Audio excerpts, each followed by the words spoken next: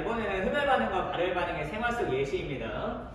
자, 어떤 예시 들어볼까? 얼음이 물로 변하는 융해 현상에 대해서 알아봅시다. 얼음이 물로 변하는 것은요, 사실 화학적 변화는 아니죠. 우리 배웠듯이 얼음이 물로 변하는 것은 상태가 변하는 거기 때문에 물질의 고유한 성질이 변하는 건 아니고 물리적 변화죠. 근데 물리적 변화도 흡열, 발열을 할 수 있어요. 흡열 반응, 발열 반응은 화학적 변화에서만 일어나는 게 아니고요. 어떤 변화도 일어날 수 있습니다. 변하는 과정 속에서 에너지가 달라지면은 에너지가 커지면 흡열, 에너지가 작아지면 발열해야 될 테니까요.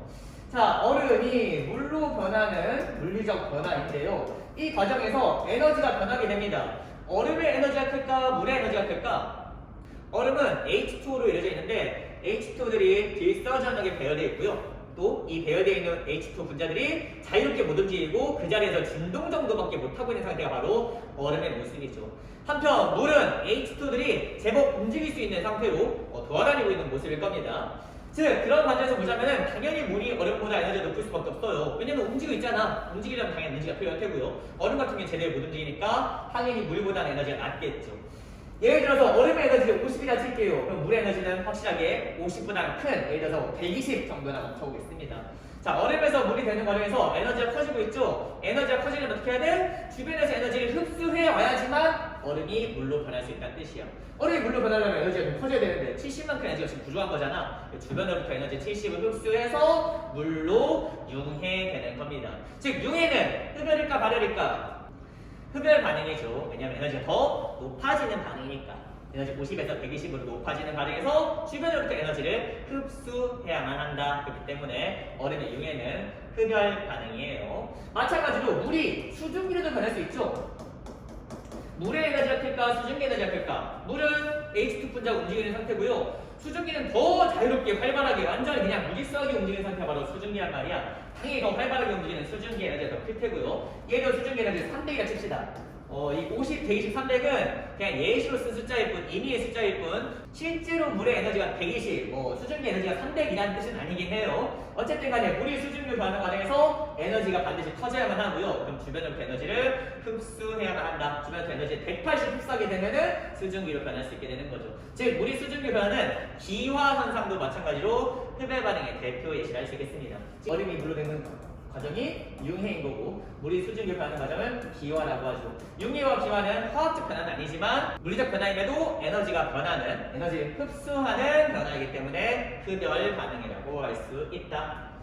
당연히 흡열 반응이라면 주변의 온도가 더 낮아지게 되죠. 왜냐면 주변부터 에너지를 흡수해야 되니까. 실제로 얼음이 물로 되는 과정에서 주변이 점점 차가워지게 됩니다. 사실 우리 시원한 음료수 먹고 싶을 때 음료수에다 얼음 넣잖아요.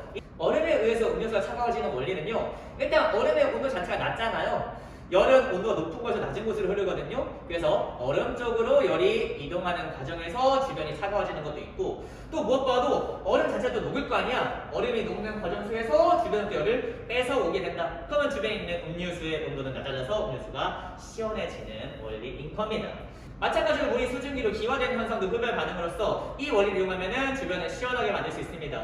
그래서 우리 교과서에 자주 나오는 예시 중에 하나인데 여름철에 마당에 물을 뿌리면 주변이 시원해진다. 그 이유는 마당에 뿌린 물이 여름철에는 더우니까 기화될 거 아니에요. 증발하겠지? 그래서 물이 증발되는 과정 속에서 주변으로부터 열을 뺏어오게 되고 그렇게 주변은 온도가 낮아져서 시원하게 된다.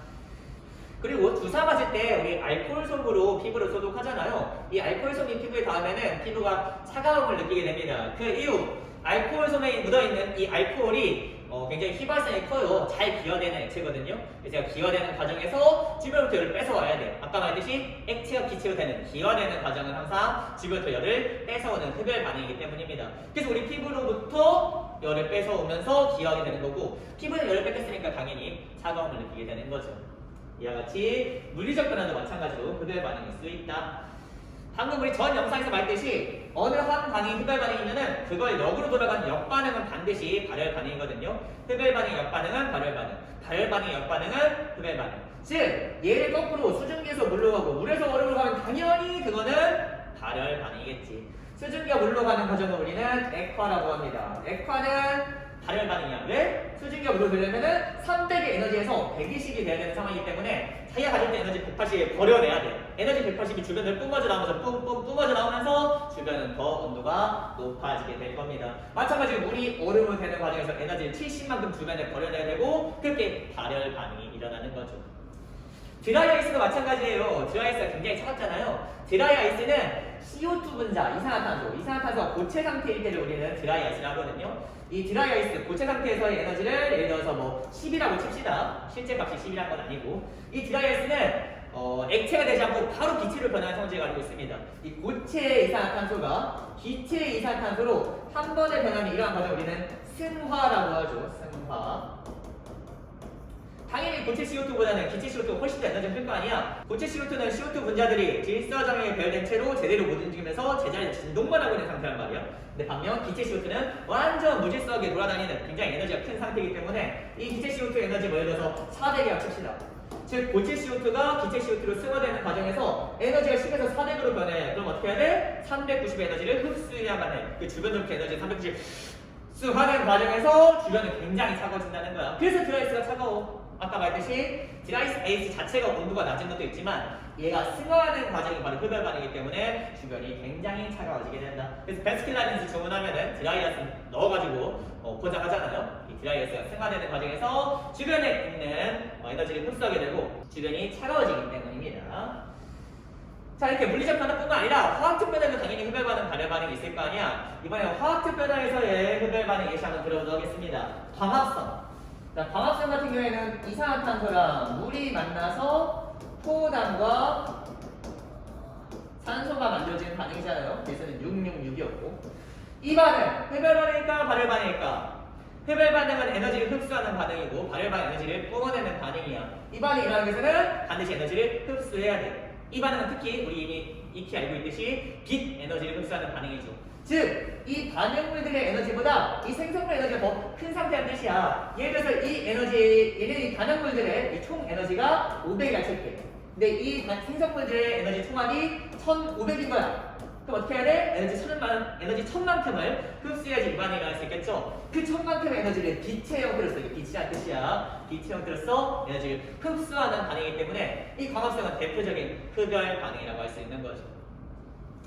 뿐만 아니라 이 광합성을 역반응으로서 돌아오게 되면은 이 반응은 세포호흡이잖아. 세포 안에서 미토콘드리아에서 포단과 산소가 반응해서 이산화탄소가 물이 만들어지고 그 안에서 에너지가 뿜어져 나옵니다. 그 에너지로 우리가 지금 살아가고 있는 거잖아. 즉 아까 말했듯이 어느 한 반응이 흡열 반응이면은 그 반응의 역반응은 반드시 발열 반응일 수밖에 없다고. 즉 세포호흡은 대표적인 발열 반응인 거네요.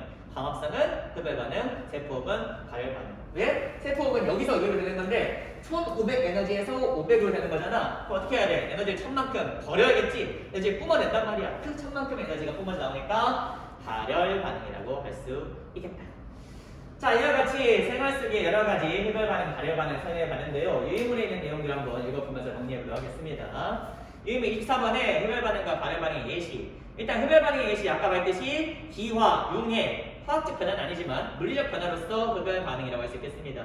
기화 같은 경우에는 액체가 기체로 변하는 현상인데 예를 들어서 땀이 증발하게 되면은 땀은 액체잖아. 얘가 증발하는 과정에서 에너지를 흡수해야 돼. 액체가 기체가 돼야 되니까. 그래서 주변으로부터 에너지를 흡수하게 되는데 그러면 우리 피부에서 우리 몸으로부터 열을 해소하기 때문에 우리는 이제 시원함을 느낄 수 있게 되는 거죠. 땀을 흘리면은 이 땀이 증발되는 과정에서 시원해지고 체온을 조절할 수 있다라고 지금 유인물에 써 있고요.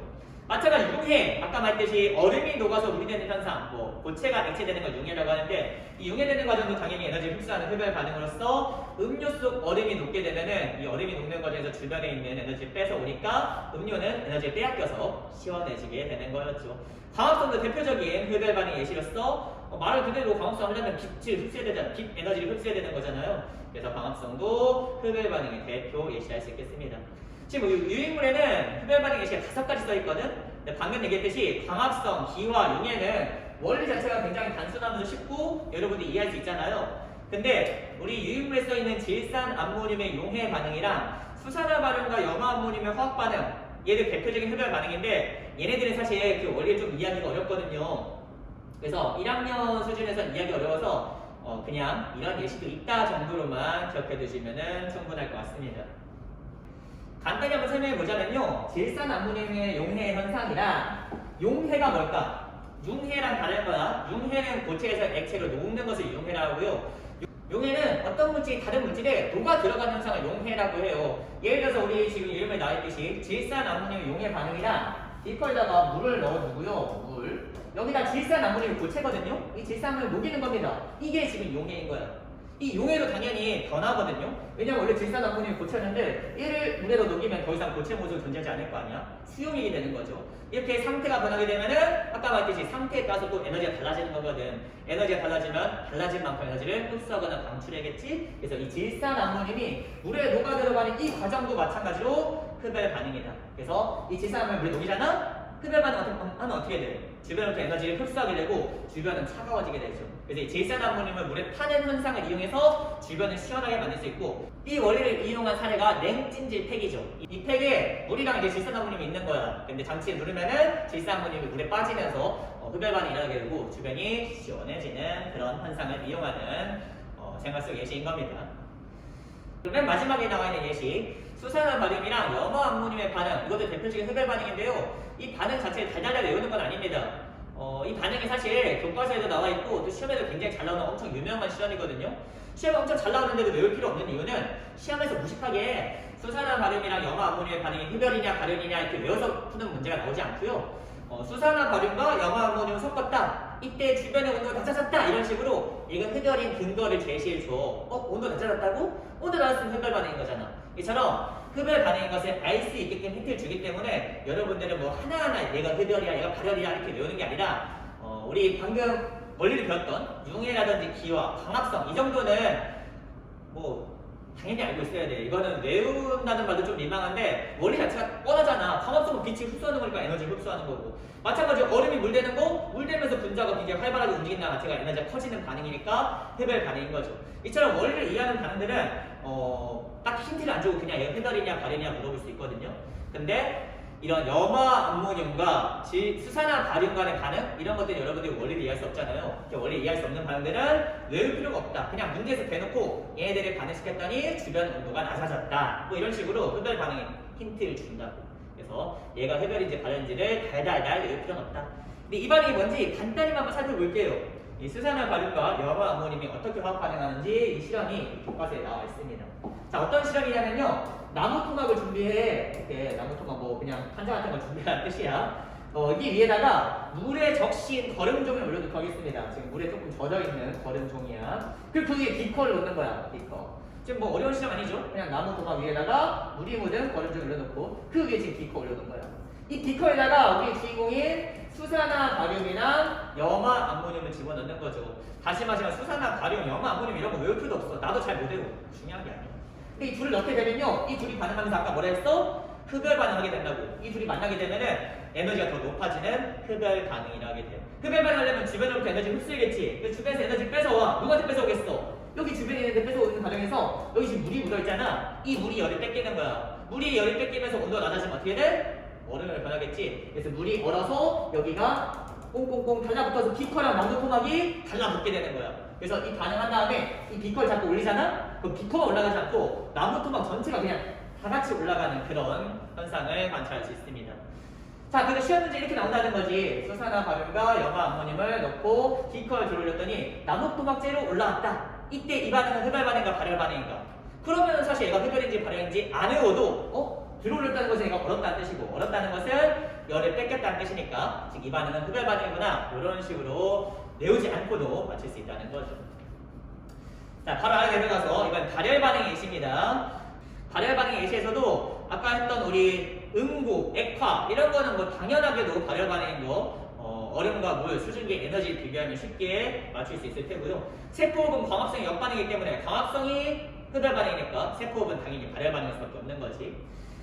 이런 식으로 원리를 이해하는 것들이 당연한 것들이고요. 중화반응은 뭐 말할 것도 없지. 중화반응 우리 이번 시험법의 메인이잖아. 중화반응은 어떻게 된다고? 열이 발생해. 이미 우리 배웠잖아. 중화반응하는 과정에서 더 행복해진다는 것은 에너지를 뿜어내는 반응으로서 중화반응이면 주변의 온도가 더 높아지게 된다. 즉 중화반응은 발열반응의 대표 예시니까 이거 정도는 당연히 기억하고 있어야지.